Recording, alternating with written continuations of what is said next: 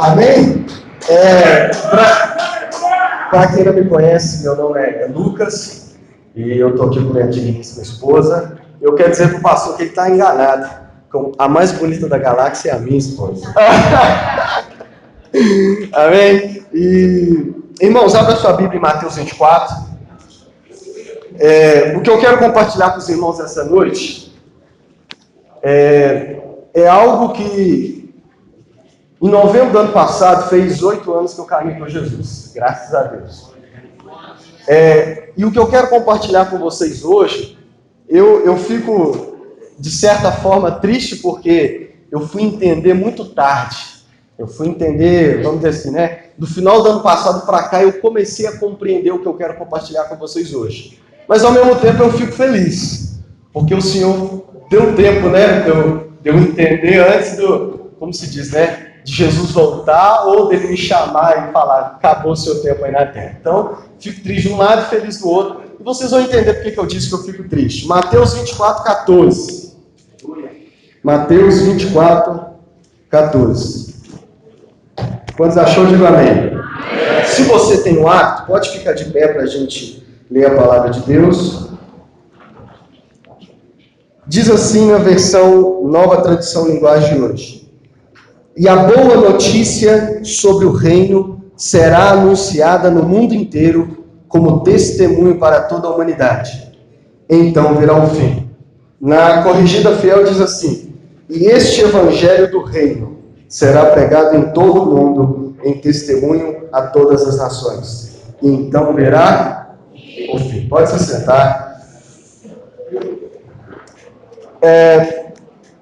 Como eu disse, nós estamos aqui para celebrar o reino de Deus, amém? Para buscar restaurar a unidade da igreja e para que a gente possa, através dessa unidade, estabelecer o reino de Deus nessa terra, amém? E se Cristo já te salvou, você também, junto com a sua salvação, vem o chamado para você anunciar essa salvação.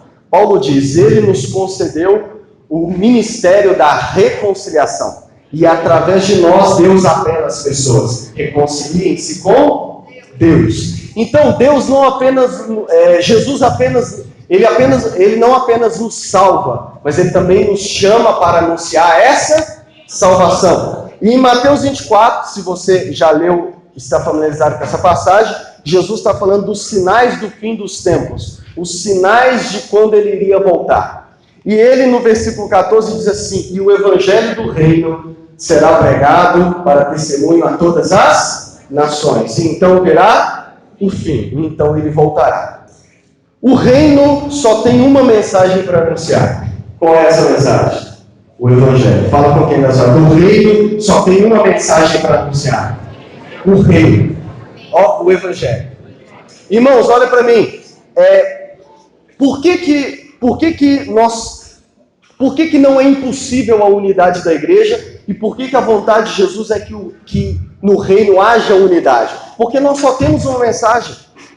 Se nós tivéssemos que pregar coisas diferentes, talvez isso nos dividiria. Mas eu não entendo por que nós não somos um, porque a mensagem que nós temos que anunciar é uma só, que é o Evangelho de Jesus, aquilo que Ele fez por nós, a boa notícia de como Ele nos salvou. Amém? Então, nós não temos por que haver divisões entre nós e brigas entre nós e competição entre nós. Não tem como um ministério se achar melhor do que o outro, porque a mensagem que nós temos que anunciar é a mesma. Amém? É o evangelho do reino, que será anunciado a todas as nações para que o Senhor Jesus volte. Só que aí é que entra. Primeiro, que nós entendemos esse texto, que alguém precisa pregar esse evangelho a todas as nações. E Jesus já não está corporalmente nessa terra, tá? Ele está à direita de Deus, sentado lá, esperando o momento de voltar. E quem ele convocou para anunciar esse evangelho a todas as nações? A igreja. Amém? A igreja em unidade. Ele não citou denominação nenhuma, ele falou a igreja, os discípulos vão anunciar esse evangelho. Então, nós é que recebemos a responsabilidade de anunciar o evangelho a todas as nações. Pastor, foi os discípulos, foram os 12. Irmãos, os 12, a maioria, poucos deles saíram de Israel. A maioria deles nunca saiu de Israel. Então, e eles já morreram, já?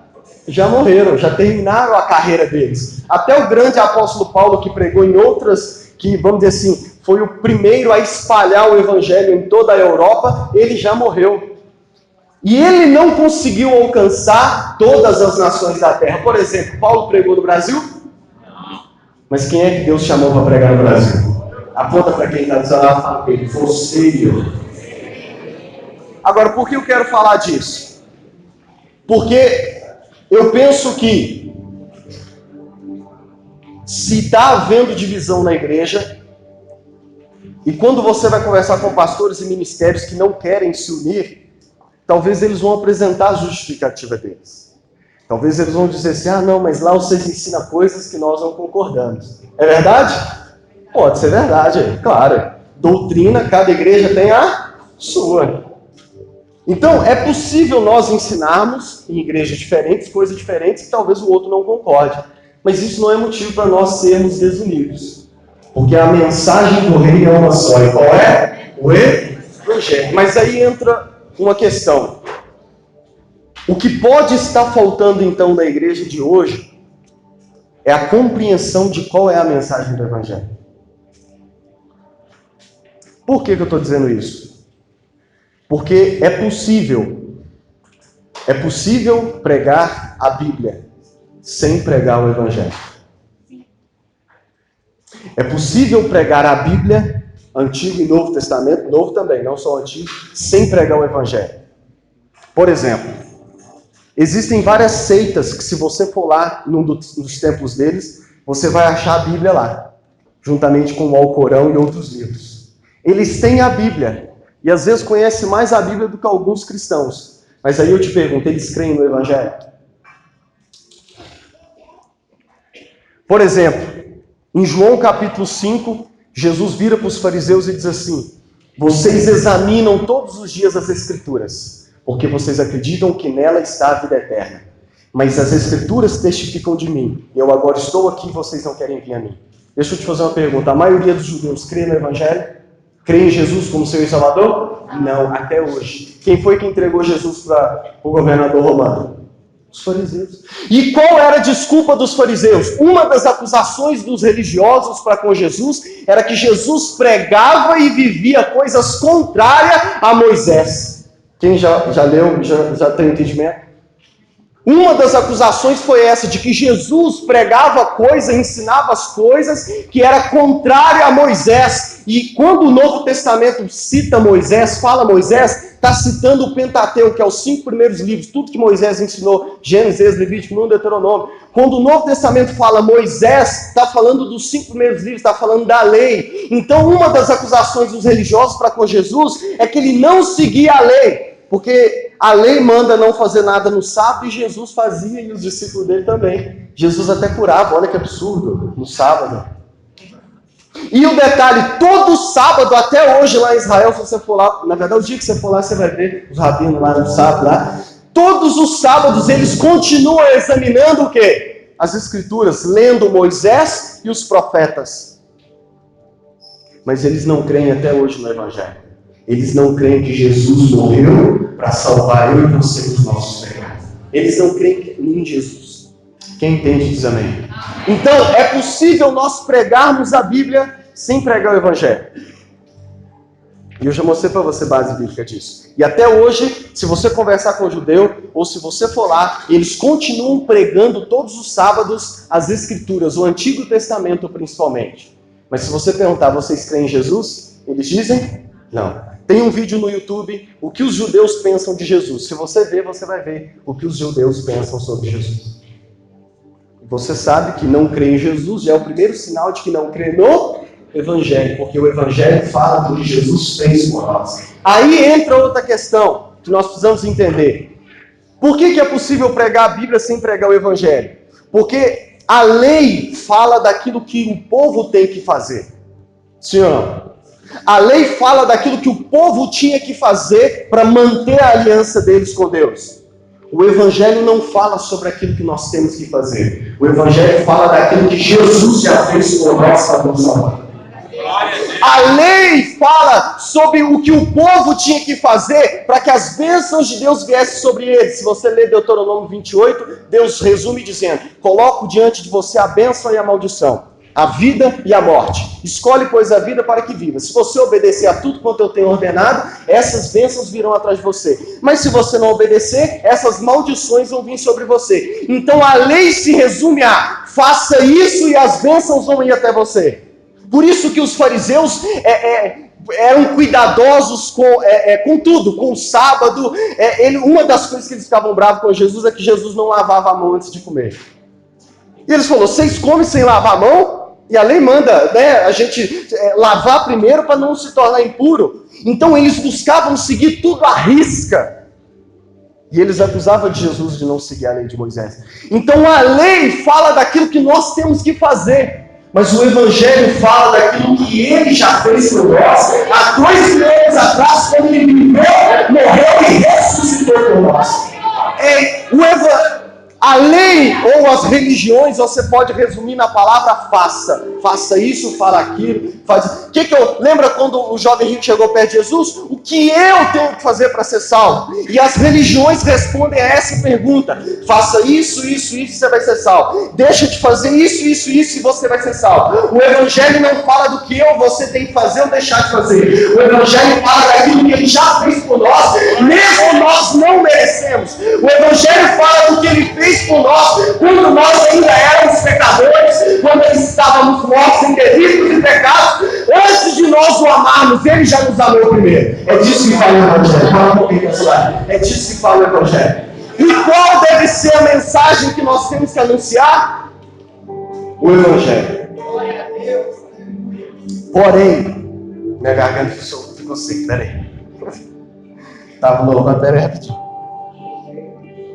Senão eu vou ficar agarrando o CD aqui.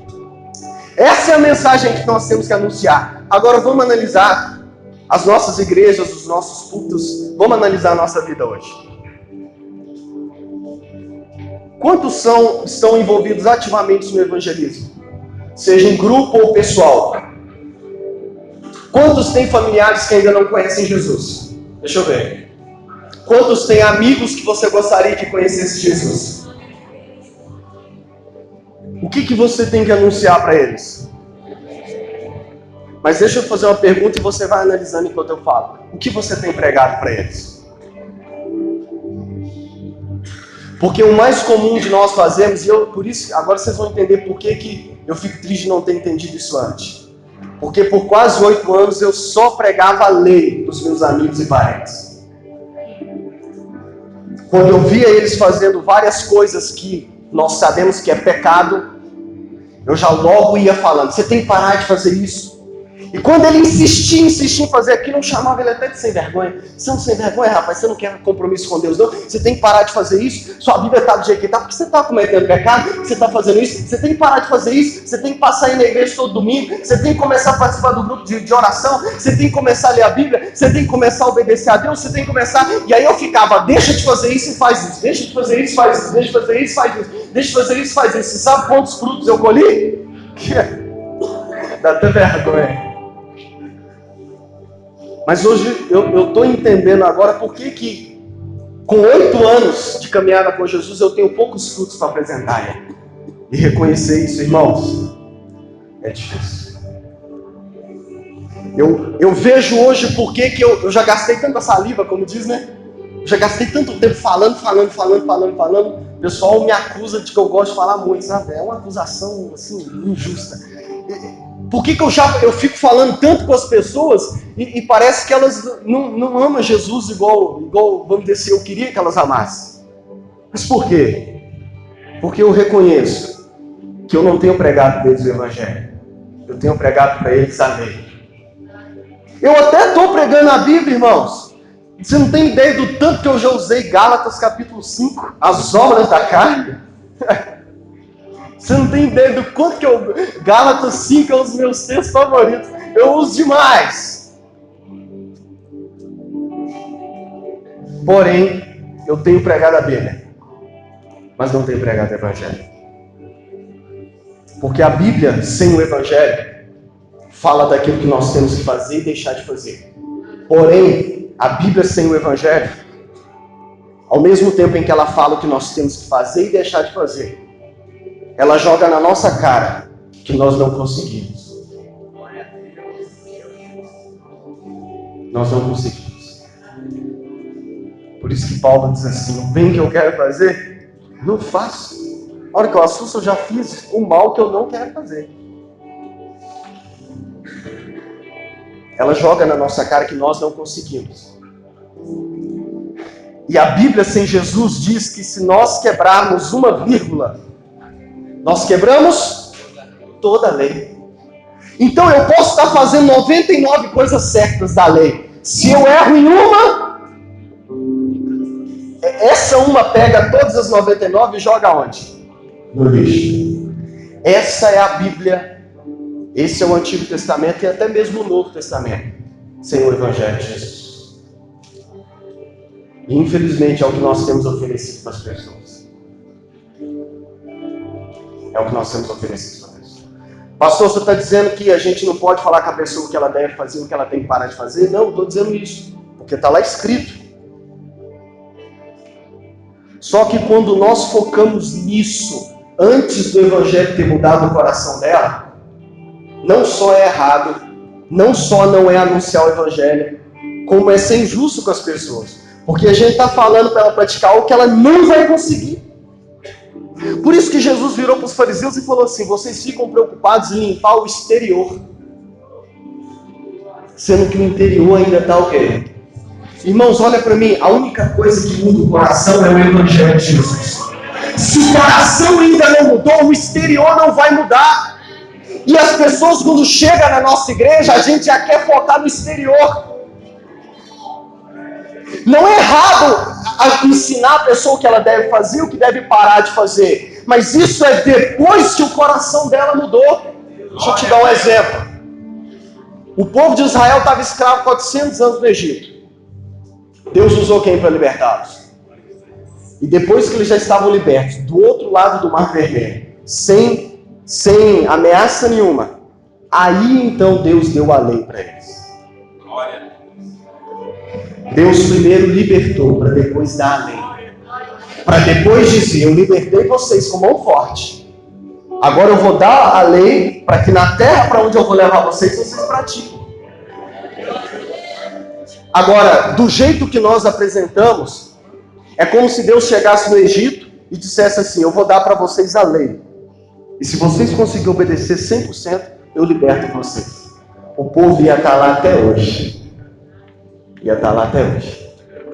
Por isso que Deus não deu a lei primeiro. Primeiro Ele libertou. E olha para mim, o Evangelho diz que quando nós ainda éramos pecadores, quando ainda estávamos mortos em nossos delitos e pecados, quando ainda estávamos praticando o mal nas obras da carne, sem perguntar, sem exigir nada, Ele, através da sua graça, morreu por nós, se entregou por nós, perdoou a gente na cruz do Calvário e nos reconciliou com o Pai. E hoje Ele diz: a salvação está disponível para você.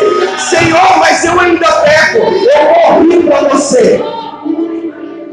Quando eu descubro o que Ele fez por mim, eu caio de joelhos diante dEle. Irmãos, eu só caí de joelhos diante de Jesus quando eu descobri que antes de eu merecer, antes de eu pensar nele, Ele já tinha feito tudo que Ele fez por mim. E anunciar o Evangelho é anunciar a boa notícia, porque Evangelho significa boa notícia. É anunciar a boa notícia de tudo aquilo que Ele já fez por nós, incondicionalmente, antes de nós fazermos porque pela graça sois salvos mediante a fé. Isso não vem de nós, é dom, não por obras para que ninguém se glorie. Se Ele esperasse a gente fazer as boas obras para Ele nos salvar, nós poderíamos virar para Ele e falar: o Senhor me salvou, mas foi porque eu mereci. E nós estaríamos quebrando um dos pilares de toda a fé reformada. Só que a maneira como nós pregamos transmite para as pessoas que estão chegando, e talvez você está aqui nessa noite e é um deles, que eles precisam mudar primeiro, para depois Jesus aceitar eles. Ou que se você já está há 8 anos, por exemplo, na igreja, se você ainda tropece em um pecado, você é um sem vergonha. Que Jesus está prestes a jogar você no inferno. Se Jesus voltasse hoje, irmãos, olha para mim. Não é pouco o número de pessoas que, quando a gente faz a pergunta, você tem certeza da sua salvação? No semblante dela você vê dúvida. Por quê? Qual é a raiz dessa dúvida? Porque num flash de segundo ela pensa no estilo de vida que ela está levando, ela lembra, o nosso cérebro é rápido, ele já lembra o último erro que eu cometi nessa semana ou no último mês. E eu penso, não, como eu errei, se ele voltasse agora, eu não seria merecedor, eu iria para o inferno.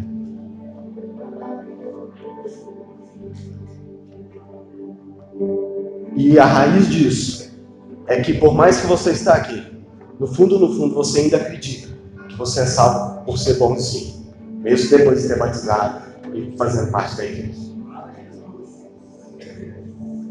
E a Bíblia diz que essas coisas vos escrevo para que vocês não pequem. Deus não quer que você peque. Mas se pecar, falando com o cristão, você tem um advogado diante do Pai. Porque o Evangelho diz que Deus não olha para você e Deus não te julga de acordo com a sua ficha, a sua lista de bons antecedentes. Quando ele olha para o cristão, ele vê a lista de bons antecedentes de Jesus. E como Jesus foi perfeito, Deus justifica o erro. Agora, quantas vezes nós pregamos mensagens ou vamos falar com os nossos amigos e a nossa pregação, e aqui eu quero usar alguns exemplos. Por exemplo, há um termo que nós chamamos de pregação exemplarista. O que é isso? É pegar um texto da Bíblia, seja do Antigo ou do Novo, seja um versículo, pegar aquela história da Bíblia, contar ela, pregando, e depois de contar a gente começar a aplicação, que é tirar desse texto ou desse versículo lições para a sua vida. Coisas do texto que você pode praticar na sua vida. E isso, irmão, tem o seu lugar. Não estou dizendo que é errado. Amém? Não estou dizendo que é errado. Mas para aquele que ainda não é salvo, o nosso foco deve ser anunciar o Evangelho. E não... Porque essas pregações que tomam a Bíblia como exemplo de vida, são as pregações que talvez você não chama desse nome, mas você gosta tanto, que é as pregações motivacionais. São as pregações que você vai lá, por exemplo, vou dar um exemplo, para vocês entenderem o que eu estou querendo dizer. A gente pega Filipenses capítulo 3, versículo 13 ou 14, não me lembro. Uma coisa, porém, eu faço. Esqueço-me das coisas para trás, ficam, avanço para o alvo. A gente lê esse versículo e prega o seguinte, está vendo, irmão? Você tem que lutar pelos seus sonhos. Você tem que esquecer o que já aconteceu com você na sua vida e prosseguir para o seu alvo. Qual é seu alvo? Ah, meu alvo é ter uma casa própria, meu alvo é ser empresário, meu alvo é aquilo. Então esquece, mas eu já quebrei uma vez. Esquece disso e prossegue para o alvo. E aí, as pessoas choram no culto. Chora mesmo, irmão. Se eu tiver quebrado a pregação dela, eu choro. E as pessoas chegam, vai para casa o quê? Culto hoje foi power, foi presença, foi Deus falou demais comigo. Irmão, olha para mim. Eu acredito que tem o seu lugar. Mas deixa eu te dizer, você já ouviu falar de coach? Tem uns coach muito bons por aí, que se você for no treinamento deles lá, você está chorando também, sabe? Poderia citar o nome aqui, mas não, você ia achar que eu estou fazendo propaganda. Eu não sou muito chegar nesses negócios, não. Mas olha para mim. O resultado que a gente olha e diz assim, não, mas olha lá, o pessoal saiu. Irmão, olha para mim, os coaches também conseguem o mesmo resultado. E eles ainda cobram 7 mil e o pessoal paga. Então, embora tenha o seu lugar, você pode usar esse texto para motivar a pessoa, enfim, mas deixa eu te dizer, se é uma pessoa que ainda não conhece Jesus, você pode pregar essa e muitas outras mensagens. Talvez você está lembrando de um tipo aí agora. E você fala assim, nossa, mas eu já preguei para ele a Bíblia inteira e ele ainda não converteu. É claro que você já pegou a Bíblia, mas não pregou o Evangelho ainda. E o detalhe, são essas pregações que os nossos púlpitos estão cheios. Sim ou não? Pregação dessa é que não falta, principalmente com o YouTube hoje. O dia que você está desanimado, você vai lá, pregação motivacional. Você acha um punhado, irmão? E baseado na Bíblia. Mas isso não é pregar o Evangelho. E às vezes nós estamos pregando isso para as pessoas que não conhecem Jesus, e elas não aceitam Jesus, não se convertem, ou cometem os mesmos erros sempre. Sabe por quê? Porque o coração não mudou ainda. Porque a única coisa que muda o coração é o Evangelho. A única coisa que tem o poder de quebrar o coração de pedra e colocar um de carne no lugar é quando você anuncia para a pessoa que Jesus já fez por ela, como ele deu a vida por ela, mesmo ela sendo não merecedora. Amém? E nós temos que parar com essas pregações que até usam o texto bíblico. Por exemplo, o pastor Rodrigo que gosta, cadê ele? Nos nossos púlpitos até o Rei Leão está agora. Quem ouviu o videozinho motivacional do Rei Leão? Quem viu? A maioria não viu? Graças a Deus. Mas foi muito compartilhado, inclusive na época o pastor Rodrigo gravou um vídeo sobre isso, alertando os cristãos a respeito. Mas até o Rei Leão tem motivado os cristãos da nossa igreja, nos nossos púlpitos. E você conseguiu fazer com que a pessoa saísse motivada para ir conquistar os sonhos dela. Aí ela vai conquistar os sonhos e quando Jesus volta, ela vai para o inferno. Porque ela não creu em Jesus como Senhor e Salvador. E através dessas pregações, nós alimentamos algo nas pessoas que Jesus nos exortou que não fizesse.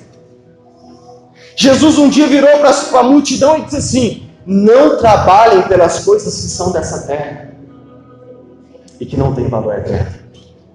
Só que nós, através dessas pregações que são bíblicas, guarda isso, mas não são o Evangelho, nós alimentamos na pessoa buscar, mesmo estando na igreja, as coisas que são dessa. Quantos estão entendendo essa nova agora?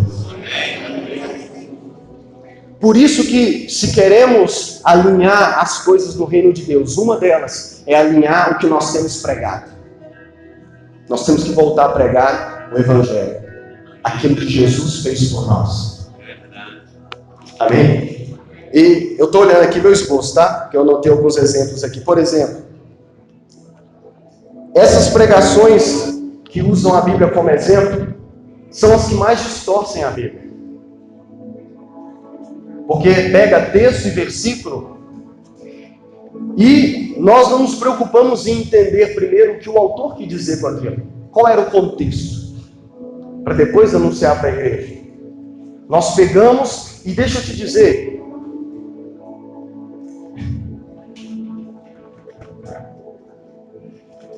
quando eu prego a Bíblia, usando ela como exemplo, para motivar a pessoa, eu posso dizer, quando eu pego um texto e eu encontro nele coisas que quando eu pego um texto e eu tiro lições dele, se essas lições não estão de acordo com o que o autor quis dizer, eu posso até falar que foi Deus que falou comigo, mas deixa eu te dizer, sinto muito, talvez você não concorde, mas não foi Deus que falou com você, foi a sua criatividade em ação. Foi a sua criatividade e a sua imaginação que olhou para o texto e conseguiu tirar coisas boas do texto. E não estou dizendo que isso é 100% errado, tem o seu lugar. Mas não anuncie isso como Deus falando para a igreja. Não anuncie isso como Deus falando para a igreja. Amém? E deixa eu te dizer, isso não é o Evangelho. Por exemplo, eu posso pregar uma mensagem dessa. Ao final, eu não posso chegar na minha casa ou conversando com irmãos e dizer, viu, preguei o Evangelho hoje. Porque eu não preguei o Evangelho. Mas eu preguei a Bíblia. Você pregou a Bíblia, mas você não pregou o Evangelho. Porque o Evangelho fala de quem? Daquilo que Jesus fez por nós. E se eu prego uma parte da Bíblia sem mostrar como ela fala daquilo que Jesus fez por nós, eu preguei a Bíblia, mas não preguei o Evangelho. Está conseguindo entender?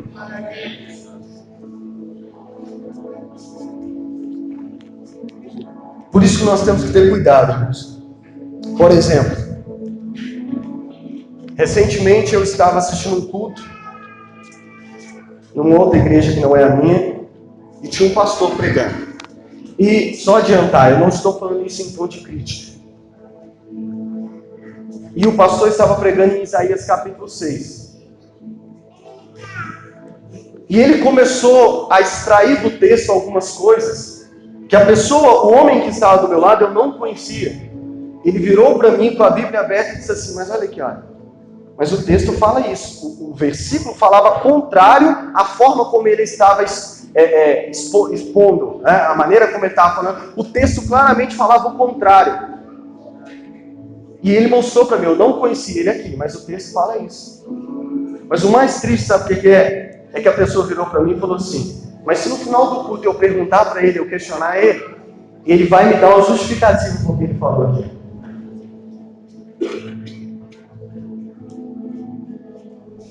Talvez você ache isso normal, mas deixa eu te dizer. É daí que surgem as heresias. É a partir daí que surgem as distorções. Talvez você pega e diz assim: mas esses exemplos foi bom demais. Realmente eu consigo usar isso na minha vida, no meu dia a dia. E você fala: não, mas não foi nenhuma heresia. Talvez o que o cara falou, o que o pastor falou, o que o pregador falou, não foi uma heresia. Mas o que ele está fazendo é o mesmo que os hereges fazem. Que é pegar a escritura, colocar a criatividade, a imaginação dele e distorcer para um outro propósito que não é anunciar o Evangelho e glorificar o que Jesus já fez por nós.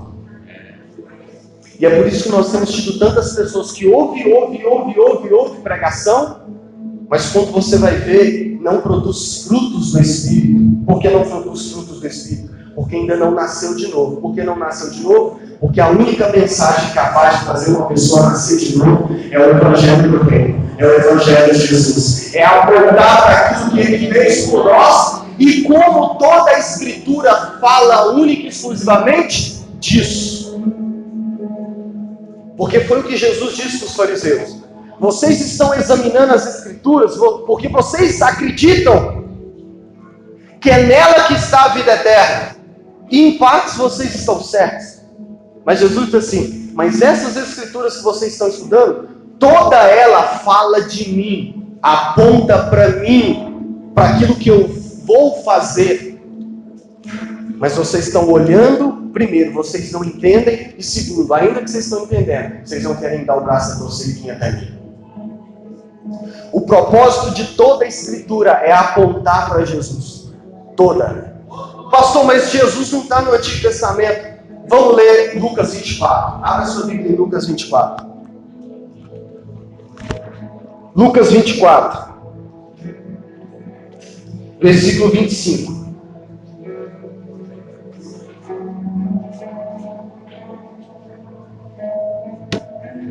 Compreender isso, irmãos. E eu comecei confessando que eu custei compreender isso. Tanto que olhando para trás, eu conheci Jesus em 2010, final de 2010.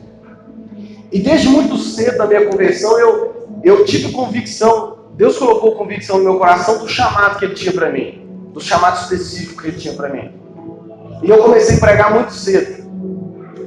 E hoje, entendendo isso, eu olho para trás e, sinceramente, você pode ser sincero?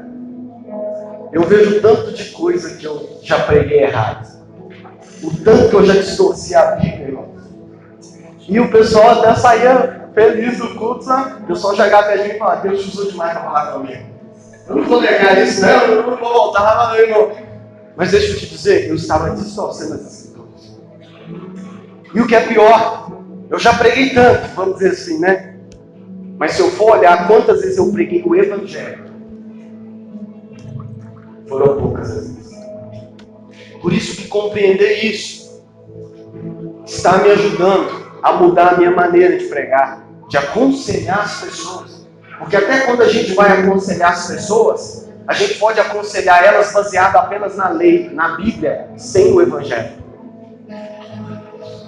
Se você vê o Novo Testamento, todo o aconselhamento dos primeiros apóstolos era centrado no Evangelho. Por exemplo, se um casal chega hoje na igreja pedindo conselho, a gente tem toda uma cartilha e tem tantas coisas que a gente diria para um casal, né? Por exemplo, um casal que chega com um problema na nossa igreja. A gente diria tantas coisas para eles, principalmente o homem, talvez eu pegaria a cara desse, pegaria um chapisco, seu sem vergonha, é o ser. Mas quando Paulo ia aconselhar os casais, Paulo dizia coisas simples. Ele dizia assim: maridos, ame a sua esposa como Cristo amou a igreja. Quando ele diz como Cristo amou a igreja, ele leva o marido a, antes de pensar na maneira de amar a esposa, ele pensar: o que Cristo fez por mim? Por que eu sou parte da igreja? Como foi o amor que Jesus demonstrou por mim? E Paulo diz assim: quando você parar e refletir no que Jesus fez por você, você vai aprender a amar a sua esposa. Então, até a maneira de aconselhar, a nossa maneira de aconselhar, deve ter como centro o Evangelho de Jesus. Amém? Então eu tenho mudado a minha maneira de pregar. Eu não posso voltar atrás, né? Mas se eu pudesse, eu voltaria algumas vezes numa máquina do tempo, entraria na hora do culto e me tiraria do púlpito, na hora. Porque o tanto de heresia que eu já preguei, misericórdia. Mas vamos em Lucas 24. Ó, nem eu abri. Lucas 24, versículo 22.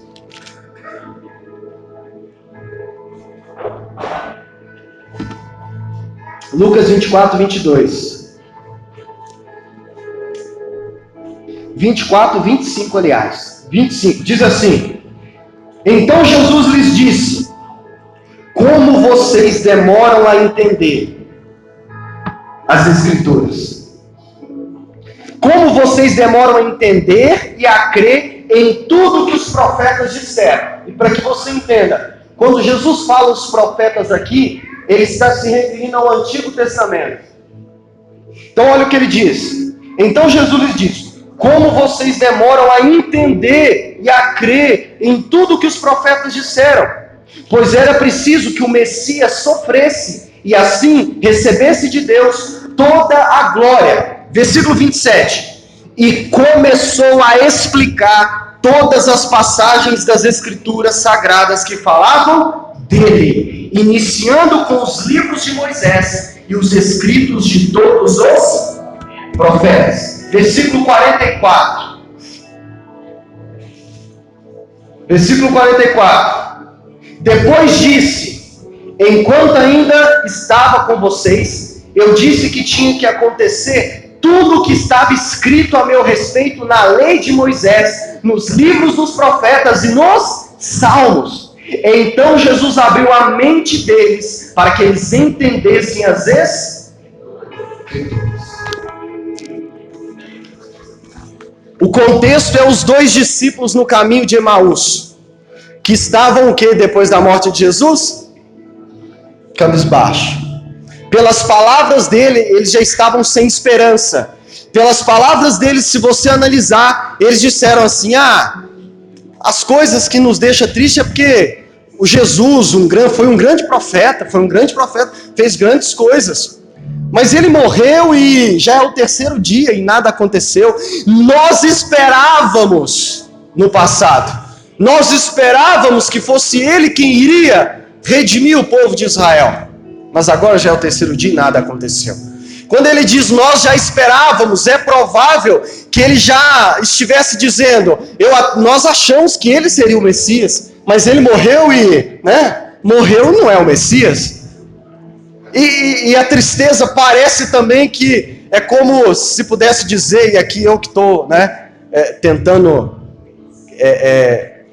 usar algo, uma imaginação. Não é o que a Bíblia diz e não posso afirmar que aconteceu, mas talvez eles já estavam pensando assim: 3 anos da nossa vida desperdiçada, que a gente seguiu esse homem aí, só que agora ele morreu como todos os outros e nada aconteceu. E a resposta de Jesus, a reação deles é: ó nércios e tardos de coração, para entender e crer em tudo que os profetas disseram. O que Jesus está dizendo é: vocês não entenderam o Antigo Testamento.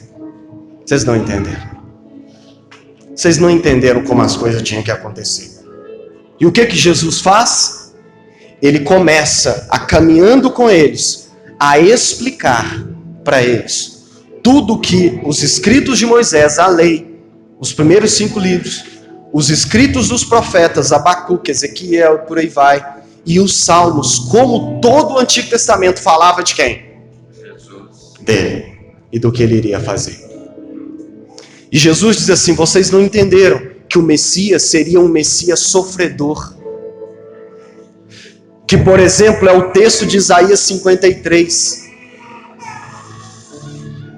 Ele foi transpassado, ele foi morto pelas nossas pisaduras, o castigo que nos traz a paz estava sobre ele.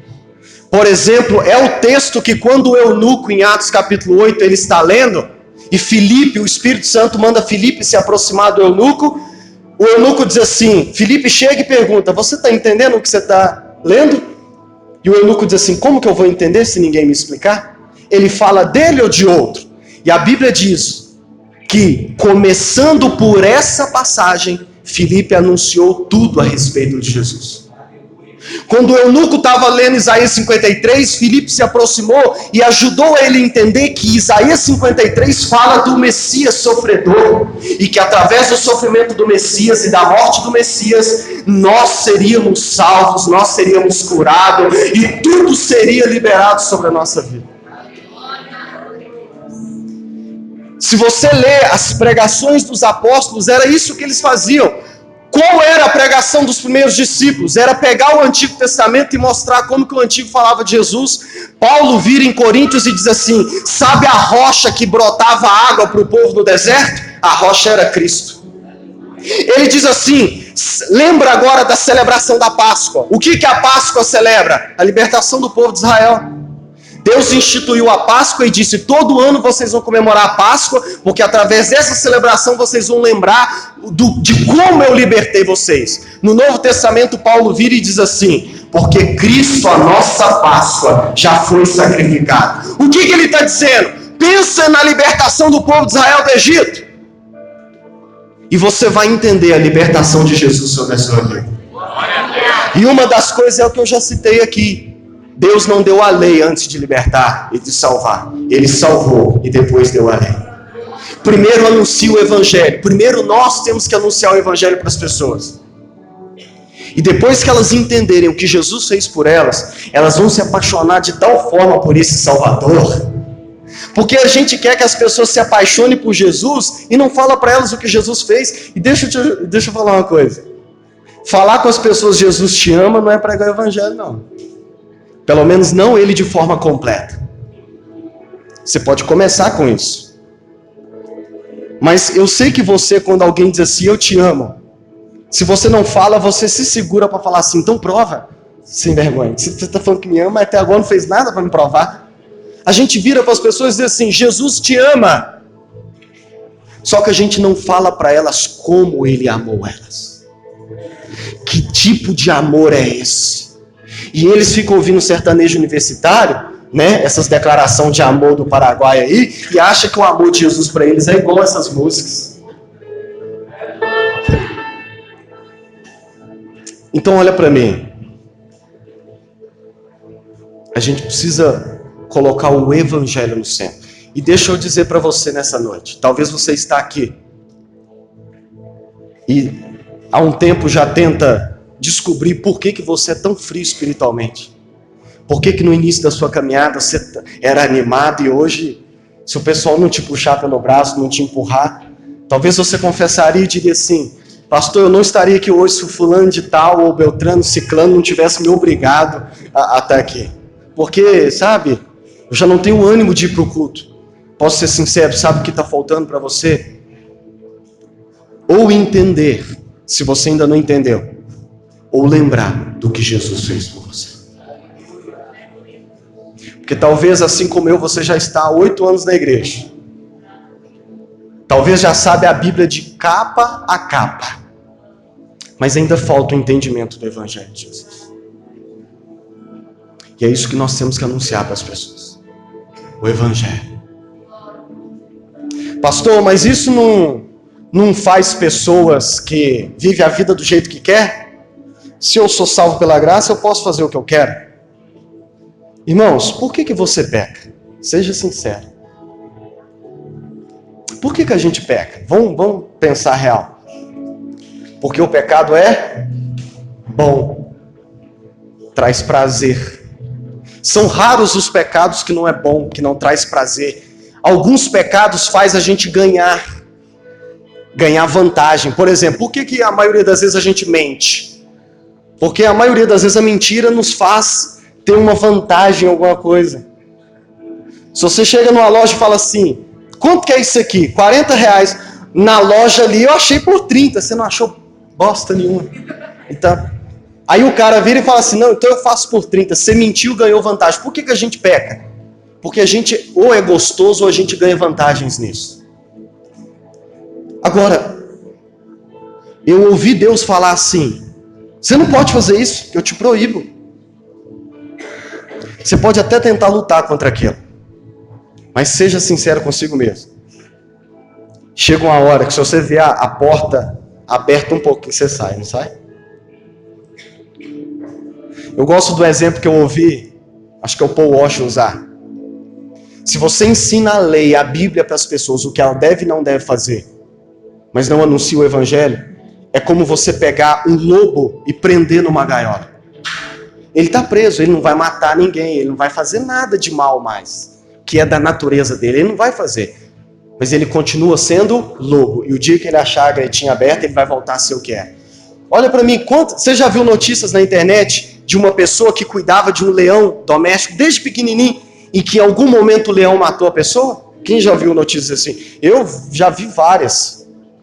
Cuidar de um animal selvagem desde pequeno e falar, tá dócil. Em algum momento o animal mata a pessoa. Por quê? Porque ele ainda é selvagem. Por isso que nós não temos que prender as pessoas numa jaula, em doutrinas. A gente precisa anunciar o Evangelho. Porque o Evangelho vai transformar o lobo em ovelha. O Evangelho vai transformar o coração. Agora, quando nós, no exterior, nas atitudes, fazemos as coisas, você pode dizer, pastor, eu sou... mas fulano de tal obedece direitinho. Jesus virou para os religiosos que também obedecia, que até quando eles pecavam, eles se arrependiam, que chorava, tacava cinza na cabeça. Jesus falou assim, por fora, vocês estão lindos, mas por dentro... Tem cemitérios que às vezes é mais bonito do que muitos jardins, né? Mas dentro dos túmulos o que tem? E Jesus falou assim, vocês até fazem as atitudes. Talvez se a gente analisasse só comportamento, vocês passariam no teste, sabia? Talvez vocês até passariam. Mas por dentro, o coração de vocês ainda está podre. E essa é a causa de muita morte espiritual, de muita pessoa morna na igreja que nós temos. Porque quando ela chega, a gente já começa a atacar um punhado de coisa que ela tem que fazer, a gente começa a podar o que ela tem que parar, e às vezes ela até faz. Tem pessoas muito bom, vamos dizer assim, muito bom coração, que até fala, não, tá bom, eu vou obedecer. Mas chega uma hora em que ela vai cansar. E é por isso que nós temos, você conhece pessoas assim como eu, que ficou um tempo na igreja. Depois que saiu, tá fazendo coisas piores do que ele fazia. Quem conhece? Conheço vários, infelizmente. Então, eu disse para vocês que isso mudou a minha vida, entender isso. E eu estou compartilhando com vocês. Porque nós temos que voltar a colocar no centro do reino a mensagem do reino, que é o quê? O Evangelho. E só para concluir que eu fui em outro lado e vou concluir com isso. Por que quem entende a graça não faz o que quer e não peca? Ou pelo menos luta contra o pecado, né? Porque no andar de baixo aqui vai ser difícil a gente não pecar. Eu disse que o porquê a gente peca porque o pecado é bom, porque nos traz vantagem. O que teria o poder de me fazer escolher não pecar? Escolher não ter escolher aquilo que é bom, algo muito melhor. Talvez entre arroz com feijão e ovo e lasanha, você escolheria lasanha. Mas me fala uma pessoa, me fala um prato que para você é melhor que lasanha. Estrogonofe, vamos pegar o estrogonofe. Discordo, não, mas só para exemplo. Olha para mim, talvez o pecado que tanto você gosta dele, você olha para a obediência, para fazer tudo certinho e fala, isso é um arroz, feijão e ovo. O pecado é uma lasanha. Por isso você escolhe o pecado, porque é melhor do que ficar. Agora, o que teria o poder de me fazer largar a lasanha? Apresentarem para mim o estrogonofe. E quando nós anunciamos o evangelho para as pessoas e ajudamos ela a entender a profundidade, a largura, o comprimento e a altura do que Jesus fez por elas, que é a oração de Paulo pela igreja de Éfeso, elas olham para Jesus e dizem assim, isso é muito melhor do que esse pecado que eu estou ali. Então eu vou escolher largar esse pecado e eu vou abraçar esse Senhor que tanto me ama. Por isso eu fecho com isso. Jesus resumiu o reino em um versículo. Ele disse assim, o reino de Deus é como um homem que encontrou num terreno um tesouro. E ele ficou tão feliz com aquele tesouro que ele escondeu, voltou lá, vendeu o quê? Metade? 90%. Vendeu tudo que tinha, voltou e comprou o terreno inteiro. Quando eu descubro quem Jesus é e o que Ele fez por mim, através da pregação do Evangelho, não importa a lista de pecados que eu tenho que deixar, eu deixo para ficar com o tesouro que é maior, que é Jesus Cristo. Quando eu entendo quem Ele é e o que Ele fez por mim, eu lá, Jesus falou, você vai largar até pai e mãe se for preciso. Não foi isso que Ele falou? Agora, a gente tem tentado forçar as pessoas a largar as coisas, a vender, sem mostrar para ela o quê? O tesouro.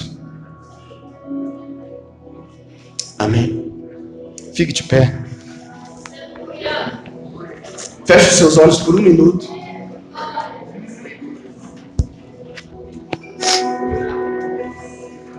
Em primeiro lugar, eu quero que você, sinceramente, pense sobre a sua caminhada com Jesus agora. Feche os olhos e pense. Pensa aí quantos anos você já está caminhando com Jesus. Agora pense em como tem sido essa caminhada.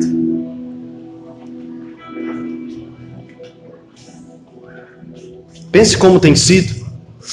Pense nos pecados que você ainda não conseguiu deixar.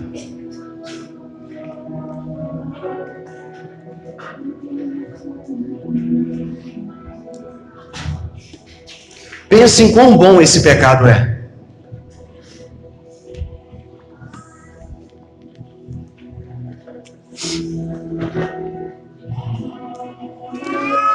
Agora pense em qual foi a última vez em que você parou simplesmente para pensar naquilo que Jesus fez por você.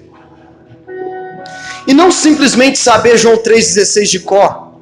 Deus me amou de tal maneira que Ele deu o seu Filho unigênito por mim.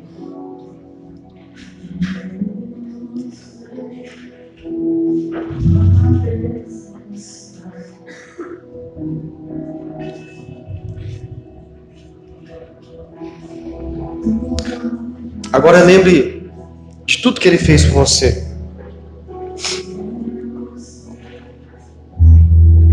Talvez você já abandonou o primeiro amor, como estava a igreja em Éfeso.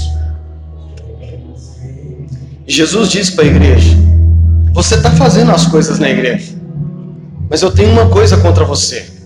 No seu coração você já abandonou o primeiro amor. Eles passaram a pensar em tudo que eles tinham que fazer na igreja, tocar, cantar, dançar, pregar. Eles pensavam em tudo que eles tinham que fazer e eles eram intensos naquilo que eles faziam. Mas a motivação de tudo que eles faziam já não era mais o que Jesus fez por eles.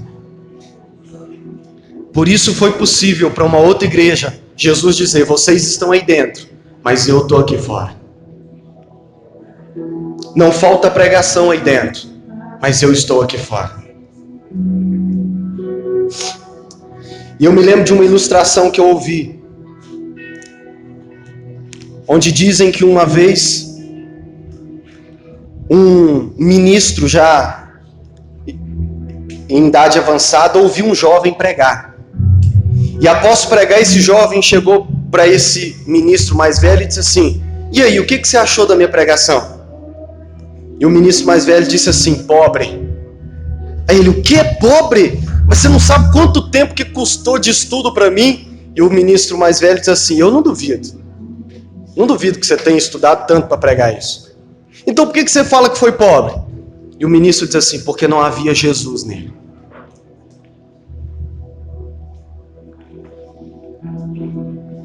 E pense agora na maneira como você tem evangelizado, na maneira como você tem tentado ganhar sua família para Jesus, na maneira como você tem tentado ganhar os seus amigos para Jesus. Talvez assim como eu, você está há tanto tempo dizendo para eles: faz isso, para de fazer isso, faz isso, para de fazer isso. E eu oro para que você entenda, comece a entender, né? Porque é tão maravilhoso. E a minha oração é para que isso possa ter contribuído na maneira como você vai evangelizar a partir de agora, como você vai pregar a partir de agora, como você vai aconselhar a partir de agora e, mais importante, a maneira como você vai estudar até mesmo a Bíblia, como você vai ouvir pregações. Eu tenho ouvido pregações que ao fim eu fico assim, agora, né, que eu entendi isso. Não teve Jesus. Isso não significa que eu vou ter que levantar e xingar quem está pregando. Não. Amém? Não estou dizendo isso. Como eu disse, esse tipo de pregação tem o seu momento. Mas é entender que aquela pessoa pode até ter pregado a Bíblia, mas não pregou o Evangelho. E que principalmente no que se trata, falando das pessoas que ainda não conhecem Jesus, o meu foco com elas é pregar o quê? O Evangelho. Amém? Que você possa guardar essa palavra no seu coração, não ficar por aí, estudar sobre isso e que isso possa ter contribuído com a sua caminhada com Jesus. Amém? Deus abençoe.